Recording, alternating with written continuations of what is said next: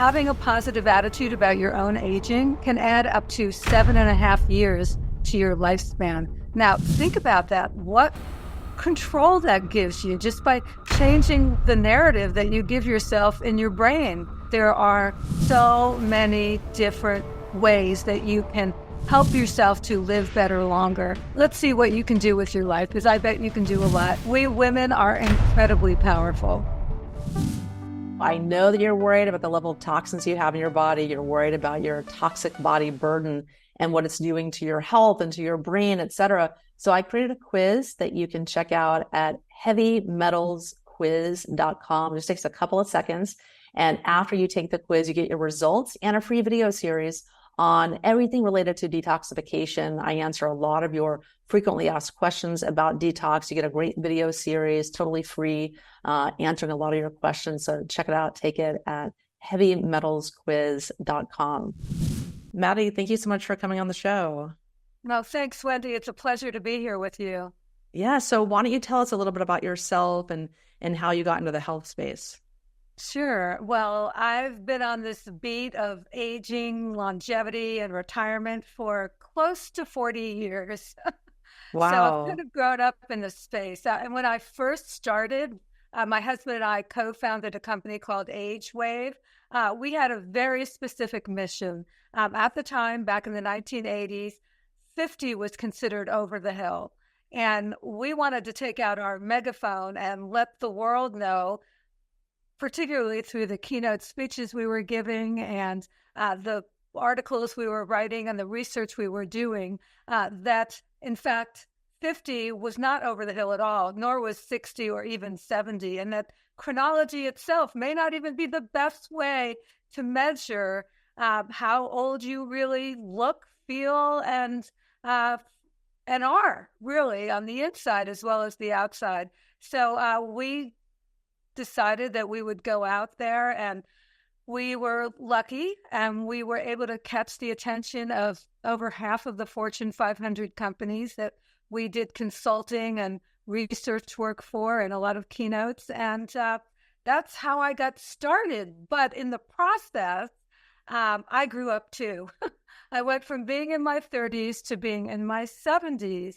And along the way, I've had the great, really amazing opportunity to interact with other leaders, scientists, researchers, academicians who are at the cutting edge of longevity and aging. And I would always ask them, what's your tips? What's the insider scoop on this? I want to know, and I want to try it on myself. And so I did. And then during COVID, I recognized the fact that I wanted to take all this information that is so desperately needed, because there's tens and millions of women in their 40s, 50s, 60s, and beyond who are dealing with the aches and pains of getting a little bit older, or maybe a chronic disease of some sort, or maybe they're just feeling a little lost and want to make the most of the next years of their lives. And I wanted to help them to live better longer. It wasn't really that complicated.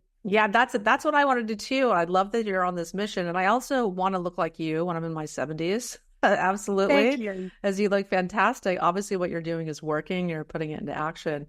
And so tell us, what are some of the number one things that people can do to reverse the aging process? What have you found in your research? Well, I would say that it's not just about one thing. And I think that is the key to my message. From the research that I was involved in, I began to see very clearly that, sleep, exercise, what you put in your mouth in terms of food, these are all basics and not sexy, but super important. But there's a whole host of other ingredients that work together. I mean, they're not in silos, all separate. They all work together to create a more healthy, vibrant, joyful person.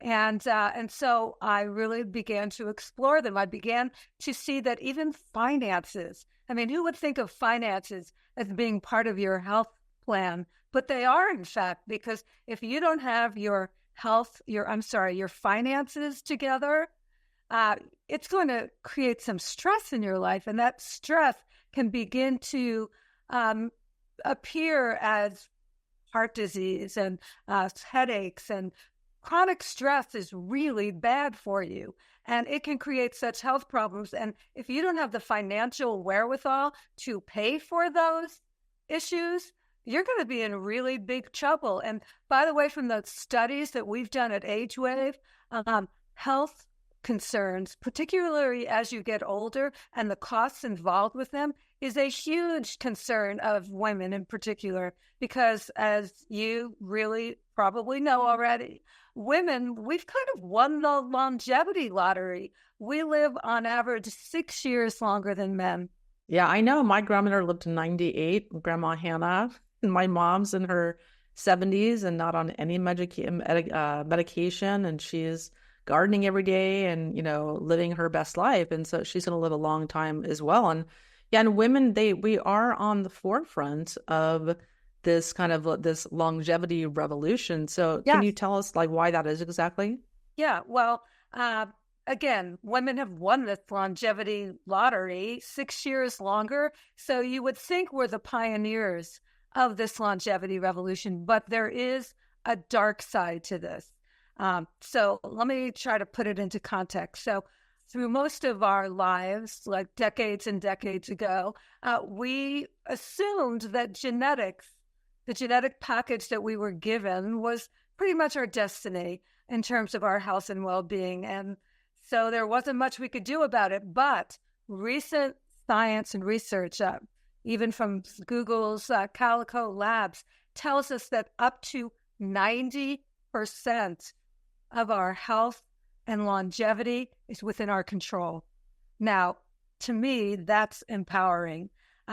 Okay, so that's good news. However, when it comes to health span, the number of healthy years that a woman lives, our health spans do not match our lifespans. And in fact, we're doing worse than men, even when you correct for longevity. So the average woman can spend up to 12 to 14 years in a cascade of poor health. And who wants to do that? That sounds absolutely horrible to me. But the good news is, as I just pointed out, it's within our control. We have agency over it. So we can take steps in our own lives to live better longer. And that's the message that I really want to put out there. And I want to not only put out the message, but clear up the confusion, get the knowledge out there clear and easy to understand, and provide women with some action steps that they can take right here and now, some of which don't have to cost anything. Yeah. And I think that's so important, because I think that women do tend to suffer a lot more stress than men, because, in this age, we are working, we're taking care of the kids, we're taking the house and the food. And a lot of men want women in those traditional roles and taking care of them, but also want them, we want to make our own money as well. So we have independence. But I think women end up finding themselves very overwhelmed and stressed and not sleeping, and it's taking a toll on our health. So tell us, what are some of the really important ways that you've come up with to kind of create better quality, longer life that's especially kind of designed for women? Yeah, well, there are so many pieces to this puzzle, and I think that that's the good news, because there's a lot of different levers that we can pull to really feel better, look better, feel a better sense of purpose in our lives. So, of course, as I mentioned earlier, the obvious. You want to get rid of the ultra-processed foods from your life. You want to get rid of toxic sugar as much as you can. And unfortunately, even just drinking wine has been shown to be toxic. I mean, it actually kills brain cells. And women's biggest health fear is getting Alzheimer's disease or cognitive decline. And so, I know it runs in my family, so it scares me to death. So I do everything I can to avoid having cognitive decline, and, eliminating alcohol as much as possible. Now, sure, having a celebratory drink once in a while, but not, getting crazy drunk. That's not going to be good for your health and well-being may alleviate some stress temporarily. So, of course, there's food. Then the silver bullet, if there were to be a silver bullet, is exercise. Exercise has phenomenal impact on our health, both physically and cognitively. And that's such good news. I mean, you can actually grow synapses in your brain from exercising. And by the way, most of us usually like to do one kind of exercise, like maybe it's cardio, maybe it's yoga, maybe it's taking a walk. As you get older, you really need to combine a variety of different kinds of exercise. I mean, let's be honest about it.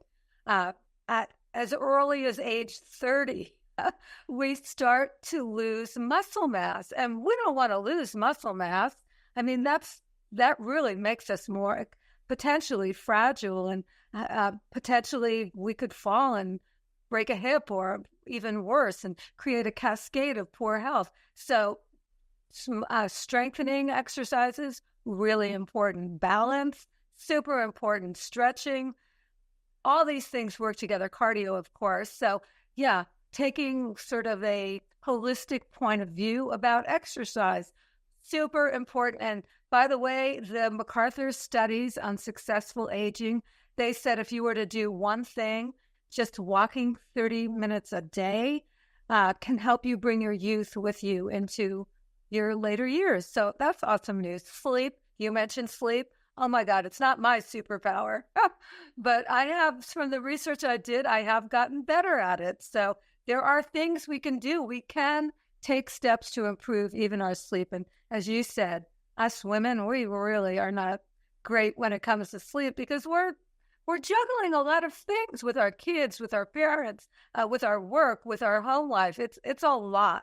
So we are powerful beings, and we've got to utilize all of the powers at our disposal.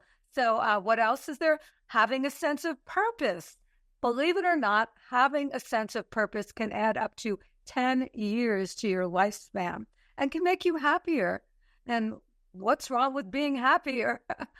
Same thing with social connections. I mean, we know that loneliness is the equivalent of smoking 15 cigarettes a day. Now, my God, that's crazy.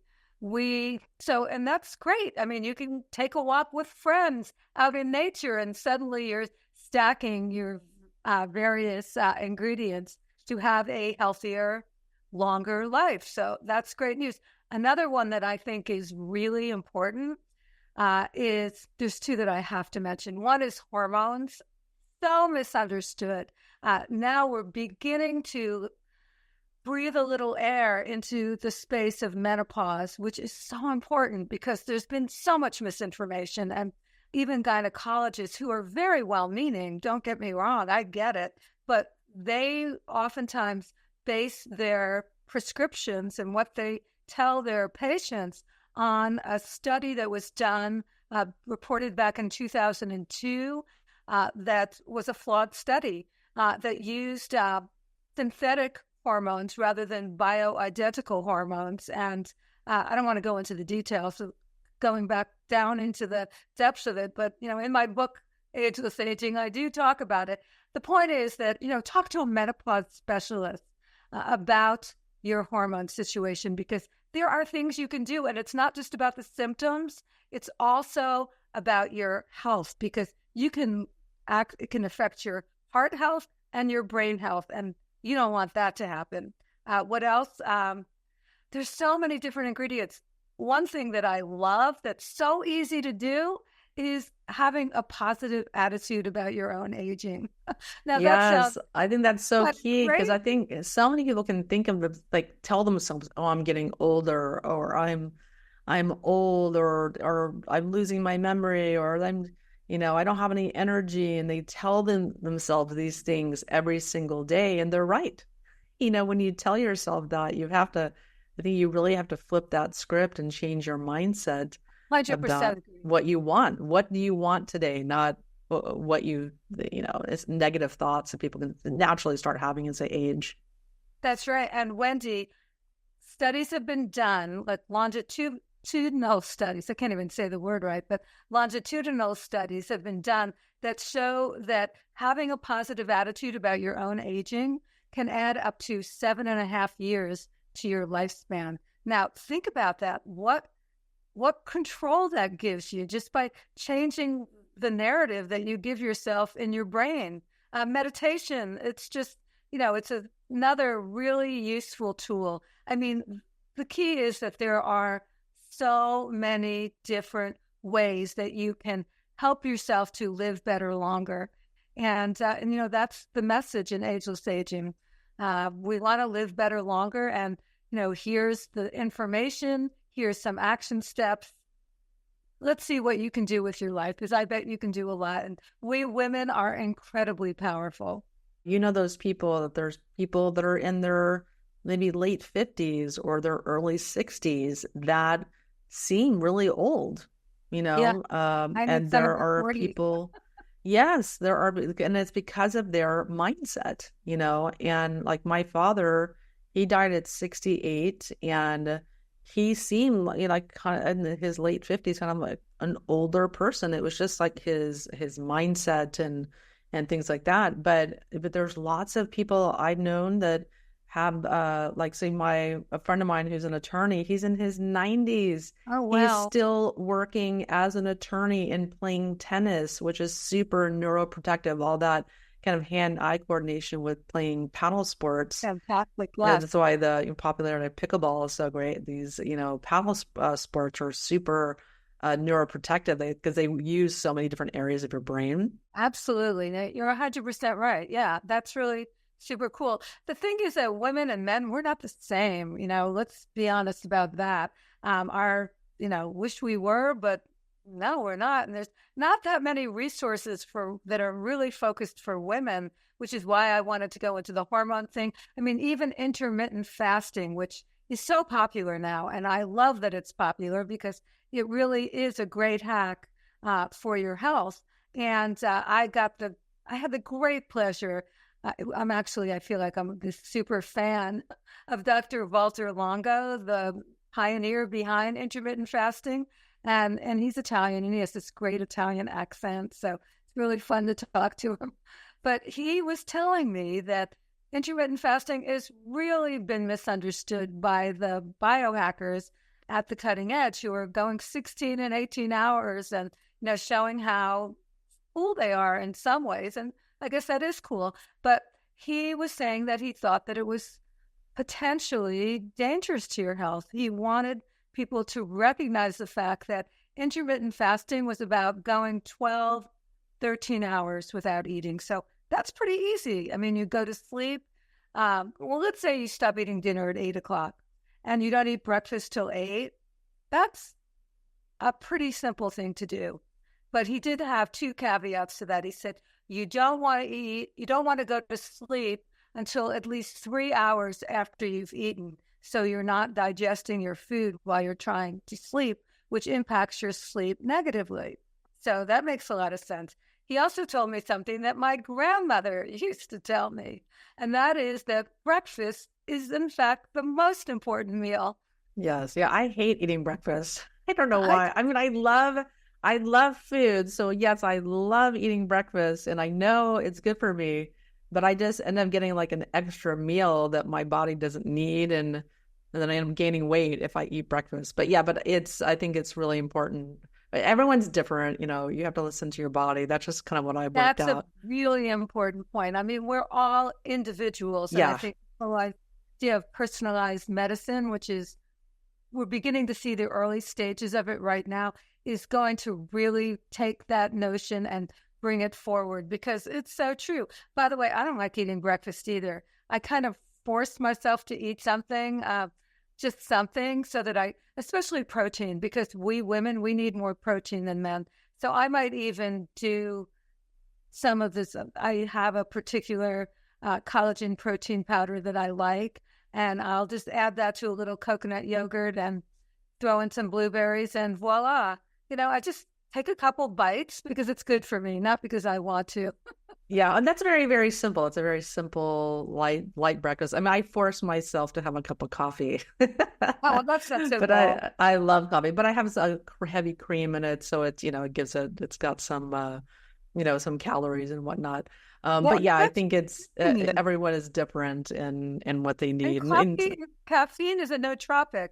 Good for your brain. Yes. Yeah. My brain has figured that out for sure. But yeah. And also, you want to listen to your body when you're hungry and whatnot. But yeah, I definitely, if I eat late, I've learned not to do that, but occasionally it does happen. And I always have a horrible sleep when you're sitting there digesting this huge meal. Of course, all your resources need to go to regeneration when you're sleeping, not digestion. It's like the worst combo. Brain, one of the great things about sleep is that's when your brain, in the simplest terms, takes out the trash. And you want to get rid of all those like dead cells from zombie cells from your brain. Microglia that's no longer functioning needs to get out of there. And, sleep, which doesn't cost anything, is the only way to do that. Yes. Yeah. And that's what I spend a lot of my health time doing, that I've allotted for my health during the day, is what do I need to do today to optimize sleep? And that's what I think about a lot, because it is so important. And, getting that early morning sun, going for a walk in the morning, setting that circadian rhythm up, and not eating too late, just doing things at the same time every day. It's kind of boring, that routine, but, it pays dividends. It does pay dividends. And I love the fact that, you're talking about something that's so important, and that is getting our circadian rhythms to help us. What we do in the daytime is as important as what we do before we go to sleep. And from the research I did, I found out that it's the time you wake up every morning. You want that to be pretty similar every day, rather than worrying too much about what time you go to sleep. Yes, yes. And getting off that phone. Do not look at that phone So before hard to do. bed. It's so hard. I know. I like to hide mine in another room. Yeah, I know, because when you can kind of see, if you have an aura ring, you can kind of see like when you go to sleep ends up being longer. If you're on your phone, it takes you longer to go to sleep, and you get a worse quality of sleep. You can see it, if you do you have an aura ring yourself, just test yourself doing different behaviors. Yeah, no, I think that's for most of us, that's really great. And I love the fact that I've actually been able to increase my deep sleep by using an aura ring. But I've heard friends tell me, oh my God, that drives me crazy. It stresses me out. So you're going to be stressed out from that. I would not start measuring my sleep. I mean, use it as a tool that can inform it. But if you're going to get crazy, maybe not. I know. I have to admit, sometimes when I have a bad sleep score, I do kind of feel bad about myself. Like the same way we get on the scale, the number is not very good. I know. It's like, oh, but please. it's just data to help you improve. It can kind of light a fire under you to get you to figure out different things that work for you to get better sleep and improve that sleep score. But yeah, I love that guy. Wendy, you're so right. I agree. It's like all about the data. And I think the more data that you can have, including our weight. I mean, nobody loves the scale, but it's data. Millions of people suffer every year from bone loss and fractures that could have been prevented. And as we age, the chances that this can happen only get bigger. And as much as I love to talk about detoxing, I want to share with you another podcast that can help you learn how to naturally improve your bone density. It's called Happy Bones, Happy Life, hosted by my friend Margie Bissinger. And with over 200 episodes, the show has tons of practical nutrition, exercise, and supplement advice to help you naturally improve your bone density and overcome the challenges of osteoporosis. So if you're looking for the best advice on bone health for you or your loved one, just search for Happy Bones, Happy Life on whatever podcast platform that you are listening on to me now. Now back to the show. Yeah, it's data. Yeah, I get on the scale. It changes my behavior. When it's still a bit too high that I like, it changes my eating and my exercise habits, and it lights a fire under me. Not the healthiest thing to weigh yourself every day, but for me, if I get away from that, I just go crazy with the eating with abandon, and it's just because I'm not monitoring it. You know what I'm saying? So that works for me. And it's other people just don't use your scale because it's probably not, you just go by how your clothes fit or whatever your gauge is. But you were talking about intermittent fasting, and I like that you are talking about that from like the expert, the guy from the horse's mouth, the guy who kind of brought this into popularity. And I think for women, it's very, very different, the things that we need to adopt for our health versus a lot of male health influencers that talk about how amazing it is for them. They have very different health statuses, body compositions, hormones, etc. And I think for our very complex hormonal system, we're very much more complex hormonally than men. Intermittent fasting and fasting itself can be problematic for us. That's right. It can cause gallbladder problems. I mean, it has some very particular issues. It needs to be a protocol that you watch carefully. And again, that's why Dr. Longo and, well, I, based on what he said, say, yeah, 12, 13 hours, that's not hard. As far as regular fasting, I personally, I'm not being paid by anybody to advocate for products. I don't really do that. But the fast mimicking products that allow you to eat a little something while you still get the benefits of fasting, I think that, you talk about detox. It's a great way to detox your system, but I wouldn't do it for too long. 2-3 days for a woman is perfect. Some people do it, I know, just water for 2 weeks.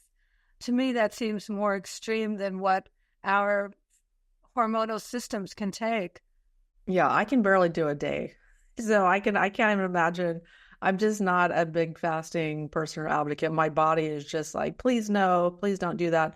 But I agree with you. I think like a fasting mimicking diet, you can mimic the fasting mimicking diet without buying it. That's exactly right. It's literally just olives and tea and some fiber packets or something. Like you literally can just copy it. Some bone broth would be good. Yeah, you can just copy it at home. You don't have to like pay That's right. It's like $500 or something for that thing. Yeah, no, it's really pricey, and you're 100% right. Buy some olives. Yeah, mimic the fasting mimicking diet. Yeah, it's a great idea. Good hack. Yes. And so you coined the term ageless aging. When I saw the name of that book, I thought, oh my God, I love that. So your PR people had contacted me to be on the podcast. So I love that. I love the name of that. So what exactly do you mean with that term, the name of your book? 2 decades ago, I was speaking at the Golden Door Spa, which is in the San Diego area. I don't know if you're familiar with it. Yes. Anyway, I was speaking to a group. They had a group of executive women who were there, and I'm friendly with the owners, and they asked me if I'd come in and talk, so I did. And these women, we were just really trying to brainstorm because they were mostly women in their 50s and really coping with this whole idea of aging and aging in the workforce, which is far more difficult for women than men. We have more ageism coming towards us than men, but that's a whole other story. Anyway, we brainstormed and we came up with this phrase, ageless aging. And so that chronology, the number of birthdays that we have doesn't define us. Now, I then went home and looked it up in the dictionary. I guess now I would just do it online. And what I saw was the first word that came up next to ageless was timeless. Now, and I loved that. I thought, oh, yeah, I can relate to being kind of timeless. Now, we can't hold back the hands of time. No way we can do that. But what we can do is we can prevent or delay, at the very worst, some of the aches and pains and diseases, which is probably more important, and physical ailments that come as we get older. And I love that idea that we can prevent the decline and we can take advantage of the great things that happen as we get older, because, no one's talking about the great things that happen as you get older, but there are some things we actually gain as we live longer. And isn't that a good thing? Yeah, especially for women. Like I read this amazing book by Gail Sheehy, and then Yes, she I know did. Gail. Yeah, so she did this study called The Decades of a Woman's Life. And there's another book, The Decades of a Man's Life.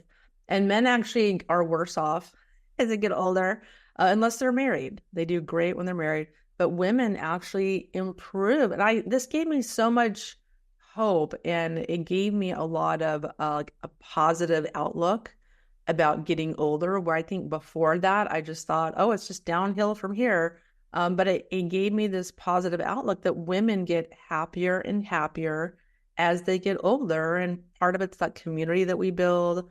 Part of it is like we're healthier on average than men. And sadly, I think like the happiest cohort of women are women that are single. And the happiest cohort of men are the ones that are married because they're taken care of. That First, they're is happy. true from our research. And it is a funny thing. But yeah, you mentioned a few really important things. There was a study done at Stanford, and we actually did some research also at AgeWave that showed that there's a U curve of happiness. And in fact, when you're a kid, you're super happy. Well, not everyone, but most people. And then you hit midlife and you're in the middle of raising kids, building a career, the hassles of life, and your happiness actually drops. But then you start moving towards your 50s and your 60s, and happiness actually rises. Which is great. I mean, that's fantastic. But what I really love is not only does happiness rise, so does our resilience. So does our sense of emotional intelligence. And I love that we get like more empathy as we get older, and maybe a little kinder, which, by the way, can add to our Healthspans, which is a great thing, just being a little kinder, which is cool. But also our anxiety levels seem to decrease. I love all these things. There's one other thing that I think is specific to women, and you really alluded to it.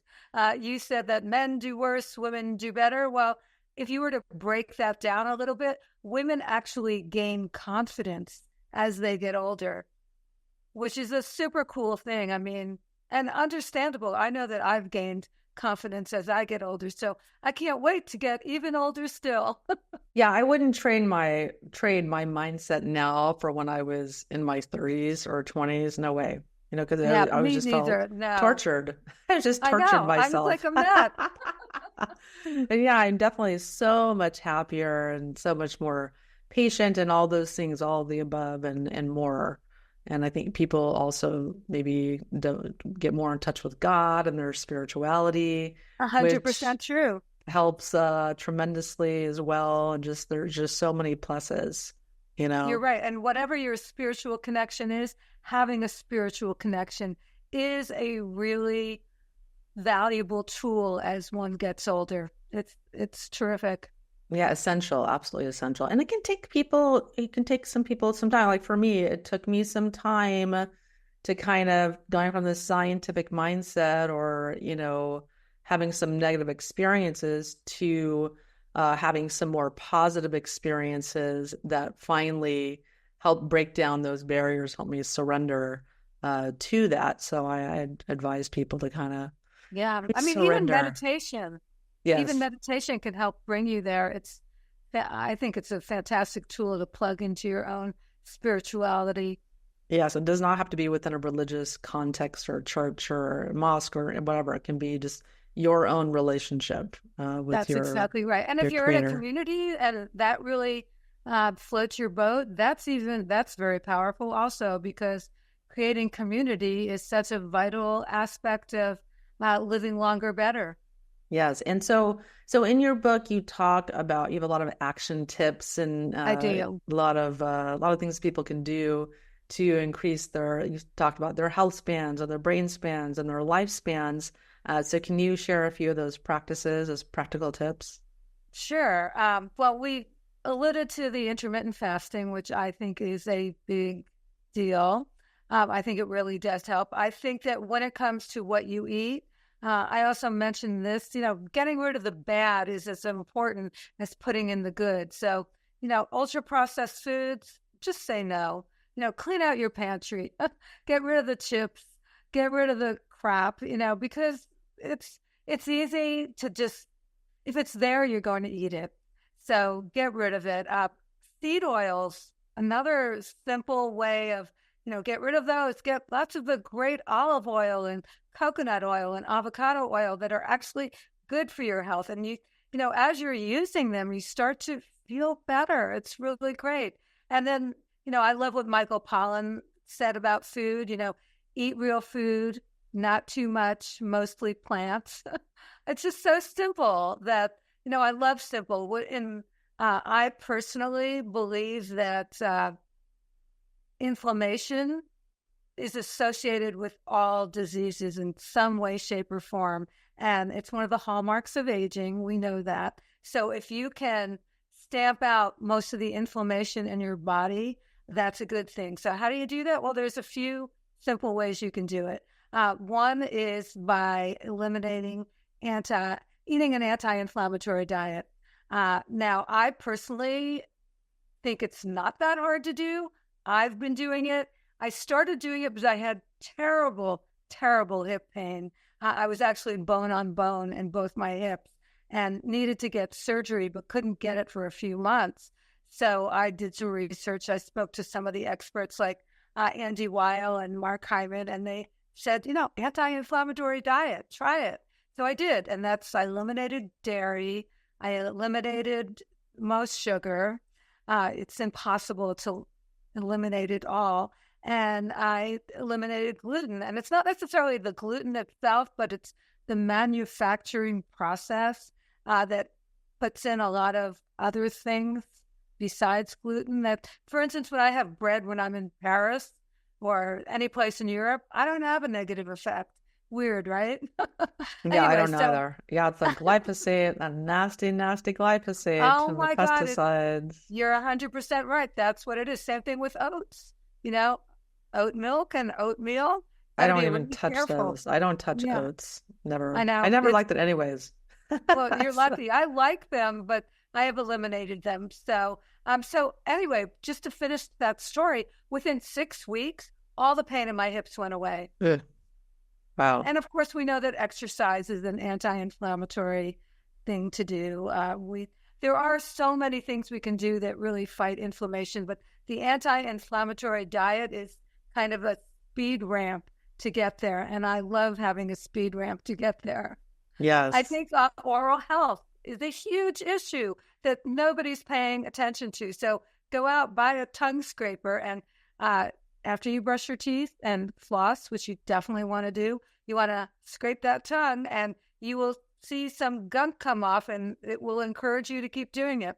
By the way, the thing that really encouraged me to get on that track was that I saw some of the research that bacteria in our mouth can actually travel up to our brain and can actually contribute to amyloid plaque developing in our brain, which is basically what the beginning of Alzheimer's and cognitive decline. So that really motivated me to take out that tongue scraper and get religious about my, everybody brushes their teeth, but even flossing, I think it's really essential. If you're looking for a shortcut, which I'm always looking for shortcuts, to stay kind of on track and create new habits, glucosamine is a great tool, just getting some.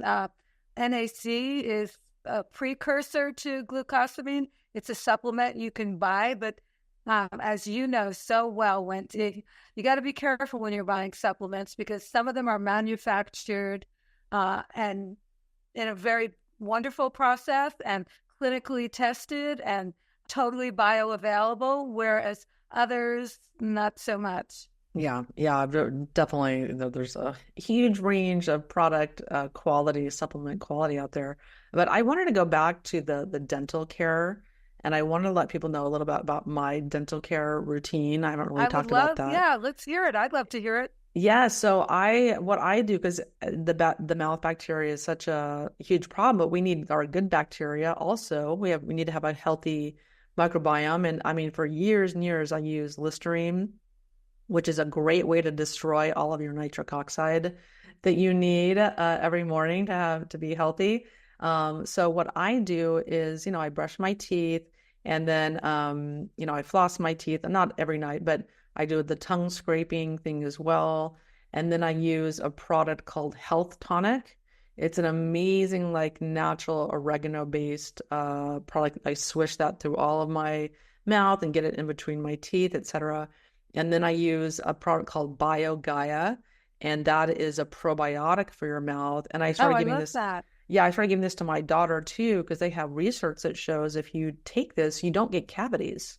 If you have this healthy bacteria that is these probiotics in the BioGaia, and you just take it after you brush your teeth, you're like, for my daughter, Winter has not had any cavities at all. And I was at the freaking dentist every 6 months with a new cavity. I mean, my whole mouth. I mean, there's just a fortune. There's a whole Bitcoin in my mouth right now because I wish I had the Bitcoin.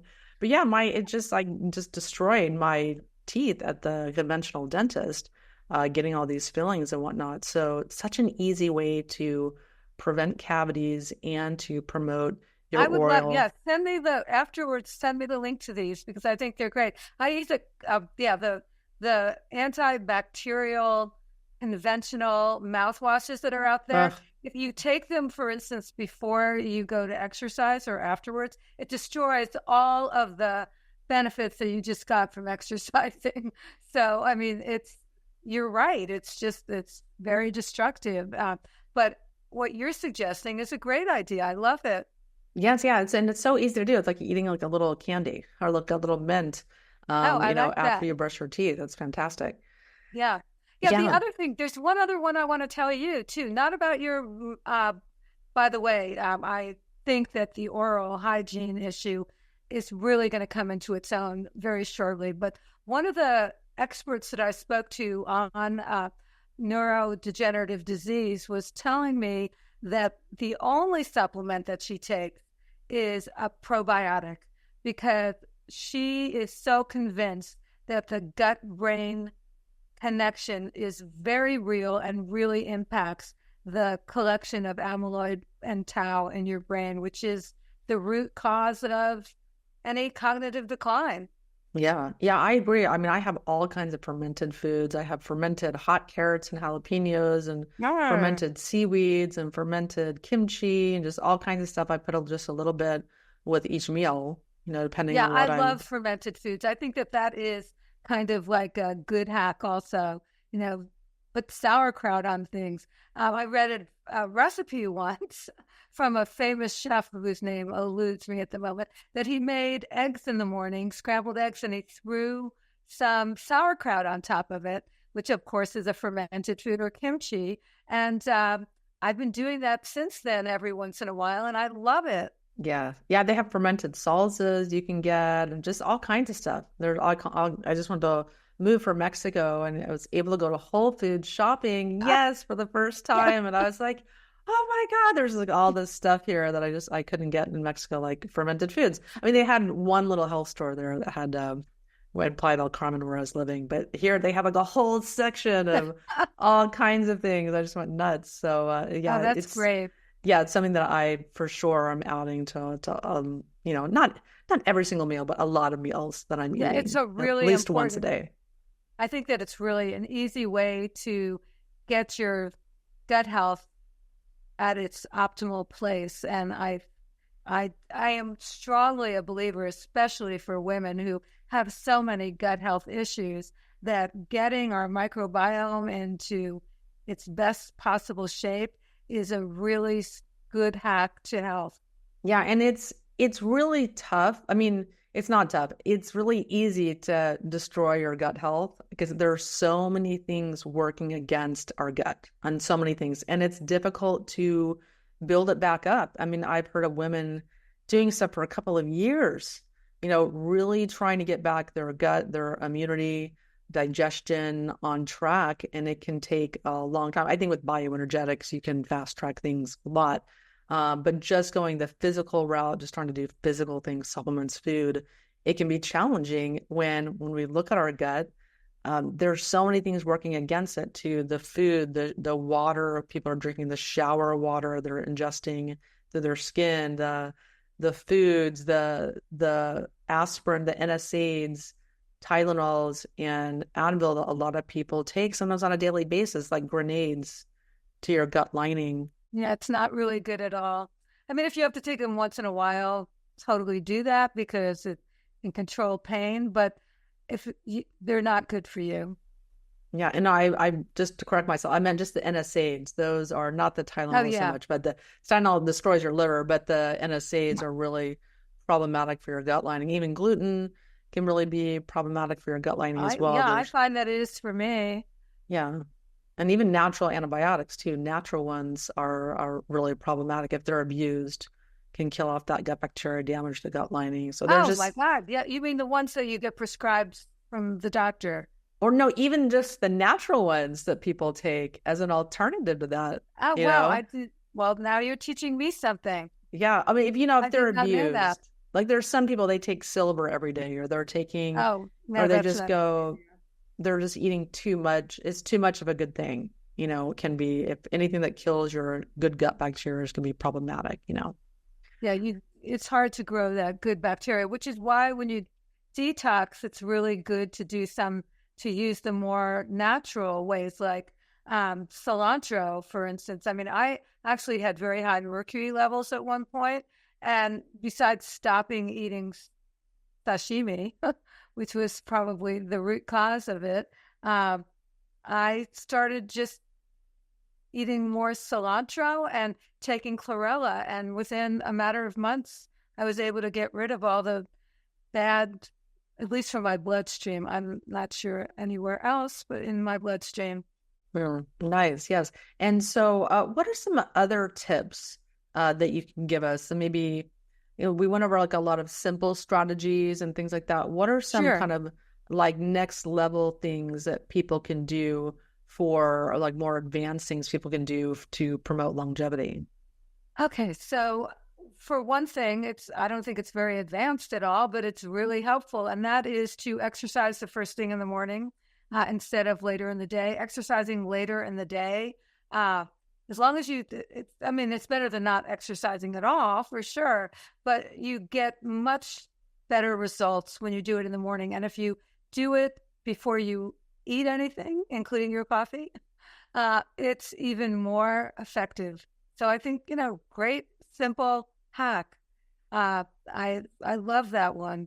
I think using hormones is a really effective way for women to forget the symptoms, although obviously you want to manage the symptoms, but using bioidentical hormones is the way to go, and using it in patch form for the estrogen instead of in a pill form makes a huge difference. And making sure that progesterone is bioidentical and not synthetic. I mean, you want to avoid the synthetic. The synthetic, like Premarin, it actually comes from a horse's urine, and that's kind of gross when you think about it. So I think that the key to that is if you're in menopause and your gynecologist is more OB than gynae, you may want to find a menopause specialist. Yeah, there's a lot of like anti-aging clinics now, and people doing like specializing in bioidentical hormones. Definitely better go to a specialist for sure. Yeah, I think that it's a good idea. There's a new study that just came out that from the Menopause Society, I believe it is, that was advocating for just this, that, you want to use the bioidentical, you want to use the patch, you want to avoid any kind of synthetics because that's not good for you. Whereas doing it the right way can be phenomenally healthy for you. Yeah, I mean, with taking progesterone, just that alone, I mean, most women every woman over 35 is going to need progesterone. Like you just are. You forget like all the other hormones, you're going to need progesterone, and that helps to make GABA. It's going to relax you, reduce stress, help with sleep tremendously. Makes a huge difference in sleep. It changed my sleep dramatically. Huge. I mean, just life changing. And I just wish I'd clued into this earlier. I mean, I was taking like little creams. I didn't start thinking about, any kind of hormone replacement until I went to menopause. And you need it before menopause. A lot of women are low in their hormones because of stress, toxins, and other things. So it's good to start thinking about this before. And especially given that when you hit menopause, within 5 years, you lose 30% of the collagen in your skin. And if you take estrogen, you could conceivably preserve that. But Yeah, you've no, got to. it's a very important point. And estrogen actually works in our cardiovascular system as well. I mean, it has a lot of different functions in our body. We just assume that it's all about reproduction. It's not at all. And, we are holistic beings. Each and every one of our organs impact the other. And we need to consider that when we're considering what we're doing in our bodies and to our bodies. I know this may sound crazy, but one of the great hacks that I learned from the research that I did for this book was to volunteer at least 1 hour a week, volunteer your time. By giving back, it actually has such a positive impact on our bodies and on our minds. It's kind of crazy. Yeah, no, I've thought about doing that myself. I mean, I volunteer my time on social media, like giving free advice I'm sure to you're people. great at it too. But I do. I mean, I do give a lot of free advice to people. You can find me on Instagram. That's kind of where I'm living at the moment. But I do that, and do a lot. I work for many years for free to help people get healthy. But yeah, I agree with you. I think going somewhere and volunteering can help you build community and make friends and give you like a feeling of purpose. It's a great hack.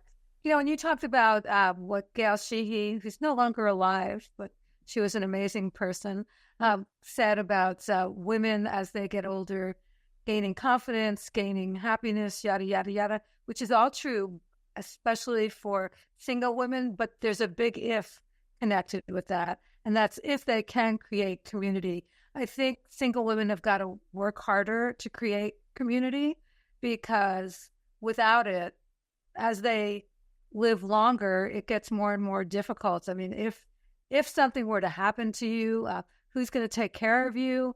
You have to be independent financially, because women spend on average in retirement about $194,000 on healthcare above and beyond Medicare, more than men.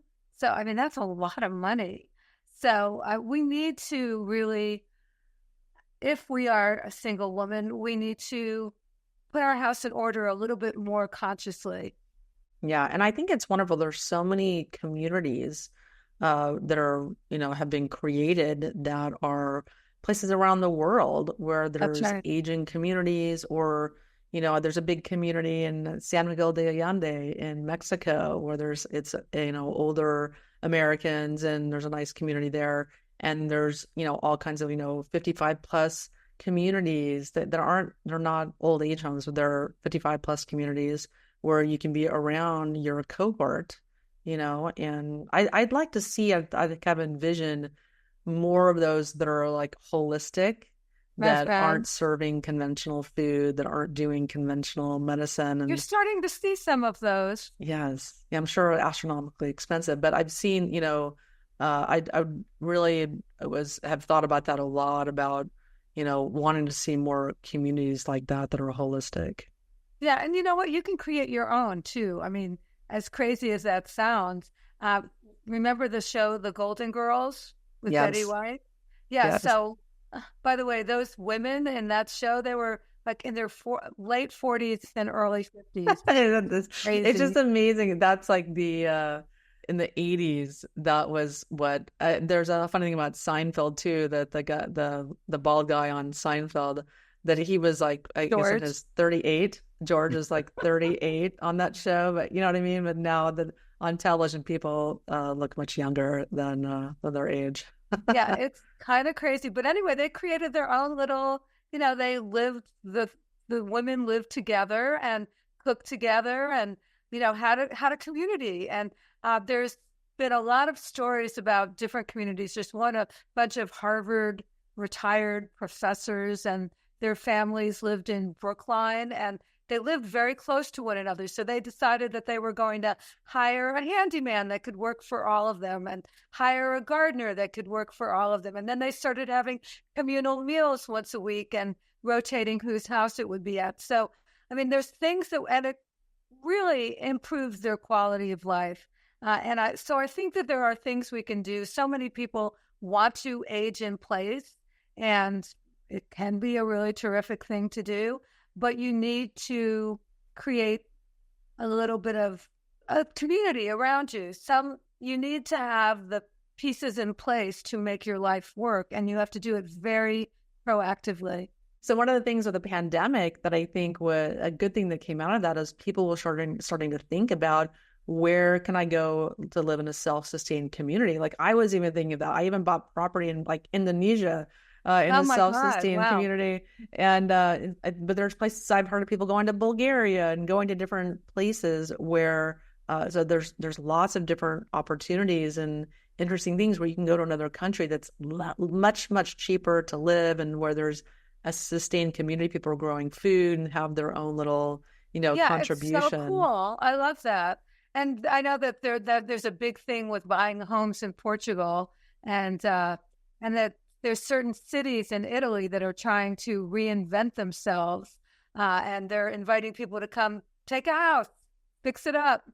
Yeah, like in Sicily, my friend just bought some property in Taormina in Sicily, and she's saying there's properties there. I think you can buy them for €1, but you have to put $30,000 into it to fix it up. But yeah, there's lots of really interesting opportunities there. Yeah, I think that getting creative is really a good part of it. Learning a new language is so incredibly good for your brain, especially as you get older. So we know, for instance, for your brain, there's all these brain games and things that you can play that people say, oh yeah, I'm going to play Scrabble or something and it's going to really help my brain. I don't think so. Those things don't. They create patterns in your brain that are easy to replicate. But you really need to learn a new something in order to actually create more brain synapses. And you learning to speak fluent Spanish and your daughter learning to speak it, fantastic. Yeah, I wish I was fluent, but it's like I learned a lot in Mexico. It's really tough. I mean, it's definitely a brain exercise for sure. Very frustrating one, but a very good challenge, so to speak, every single day. But I found myself every single day I'd get better and better and better if I practiced. And then now I'm definitely falling off the wagon for sure, being back in the US. But yeah, I'm really happy my daughter, she's pretty much fluent for sure. Incredible. Yeah, but yeah, I agree with you. I need to start, getting back on my Spanish for sure. It's such a good brain exercise. You could combine two things. You could maybe do some volunteer work in a Spanish-speaking community in the Houston area. Yes. And really develop your skills at the same time. I'm going to work on my Spanish and then do some more, join a pickleball team. So that's my little recipe, or buy a ping pong table or something. Yeah. I like pickleball because then you're also socially connecting. Yes. Yeah. I joined a gym they have 13 pickleball courts and they have little tournaments, and I had my daughter join too. I'm like, I have this fantasy of us going to play pickleball all the time. I think it sounds great. Yes. So why don't you tell us more about your work, your website, where people can learn more about you, and also get your book, Ageless Aging? Okay. So, the book is available May 14th, which is the beginning of National Women's Health Week, which is fantastic. I mean, I love the idea that there's a week devoted to women's health. Actually, I think that every week should be devoted to it. But so there's that. They can go to my website, and that's not that easy, honestly, www.maddydychtwald.com, or wherever books are sold, Amazon, Barnes & Noble, independent bookstores. If you do go to my website, we are offering some free gifts to go along with the book, which I think might hold a lot of appeal to people because for both brain and for the health wealth connection, I've created these checklists to help make it easier for you to stay on track and know what are the hacks and the action steps that you really ought to be taking. Also, as I said, I interviewed for Ageless Aging almost 100 experts, and I created for both Brain and for the Health Wealth Connection interviews that I didn't end up using a lot of you can only use so much content in the book. So I took some of the critical pieces in the interviews and I put them into conversations with the experts. So those are available on my website. Okay, fantastic. Well, Maddy, thank you so much for coming on the show.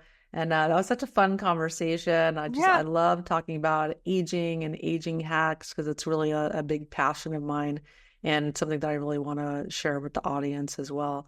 So thanks for coming on. And everyone, I'm Dr. Wendy Myers. Thanks so much for tuning in every week to the Myers Detox podcast. And I was so thrilled to learn we have over 6 million downloads of the show. And I've been doing this for over 10 years now and just have so much gratitude and so thankful for you guys that have been tuning in and continuing to join us and join me on this journey. And we're going to be moving more into anti-aging and already, talk a lot about heavy metal detoxification and bioenergetics and cutting edge things that you can do for your health, things that you don't hear on other shows. And we'll continue that conversation. We're going to be, foraying more and more into anti-aging. So thanks for tuning in. Lots more to come. Thank you, Wendy. It's been a pleasure. Thank you.